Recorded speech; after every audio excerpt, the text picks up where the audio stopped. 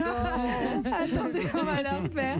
Bonjour Alex Lutz. Bonjour Alex Lutz, toutes les lettres du Scrabble pour gagner sont dans ce nom. Comment ça va? Ben ça va, écoutez. C'est émouvant votre portrait, partiel et partiel et partiel. Est-ce que vous voulez... On va faire comme ça tout le temps, à chaque phrase on va bafouiller. Est-ce que vous voulez essayer de le décrypter, ce portrait? Qu'est-ce que vous avez entendu? Il est très émouvant, je suis très ému d'avoir entendu André Pomara, qui était le directeur du TJP, qui était le théâtre où j'ai découvert en tout cas le théâtre. C'était à Strasbourg. Voilà, d'entendre Sylvie Joly, oui. d'entendre Jean Dujardin, d'entendre tous, voilà, toutes ces... Jean Dujardin, on vient de l'entendre dans OSS 117. Voilà. Et il était face à vous dans cette scène. Où j'étais un hippie nazi. Oui. C'était quand même un concept. C'était un concept.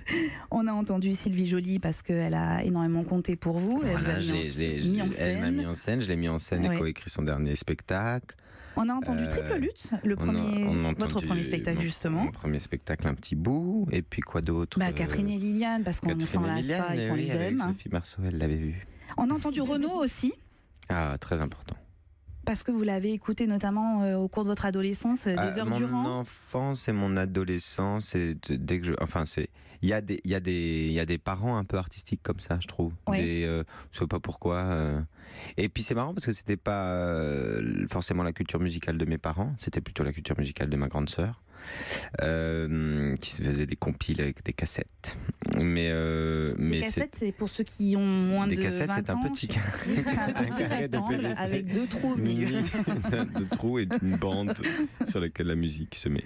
Et on a entendu Léo Ferré. Et on a évidemment fait exprès de prendre cette chanson avec le temps. Magnifique. Et qui symbolise beaucoup, je trouve, en tout cas, le film pour lequel on vous a invité et que vous venez nous présenter, et qui s'appelle Guy. Je vais être bref, concise, j'ai adoré. Voilà. Bon, bisous à tous, bon club de l'été. C'est mercredi prochain sur les écrans, le 29 août. J'ai bien appris ma date et je sais que je ne me suis pas trompée. C'est le prénom, Guy, c'est le prénom de votre personnage, Alex Lutz, et il connaît très bien les studios d'Europe 1, Guy. Et oui. Pourquoi?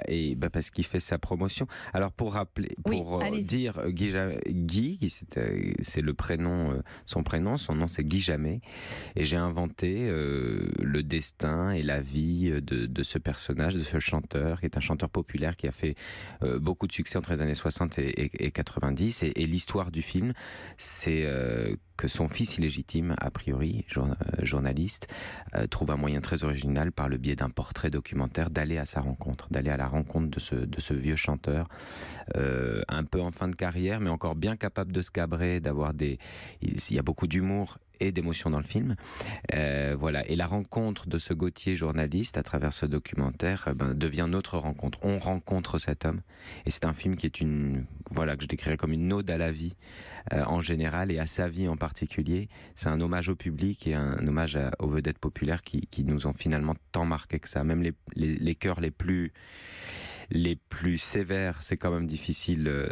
N'importe qui a un rapport avec même à la danse des canards. N'importe qui a au moins une émotion rattachée soit à une belle fête, soit à un cauchemar, soit à une séparation, voilà, c'est quand même la musique populaire, les artistes de divertissement, c'est intéressant comme ça a marqué nos cœurs. Oui, parce que là vous l'avez ancré dans les années 70-80 en ce qui concerne son succès, mais nos arrière-grands-parents ont eu aussi un Guy Jamais, nos arrière-grands-parents ont aussi eu un Guy Jamais, on a tous un Guy Jamais, dans le cœur, dans le cœur et en tout cas dans la famille. C'est pour ça que je voulais pas faire un biopic je dis pas que c'est pas intéressant, mais je me disais bon sang, maintenant, avec des vedettes populaires comme ça, il y a de quoi inventer toute une histoire comme un roman.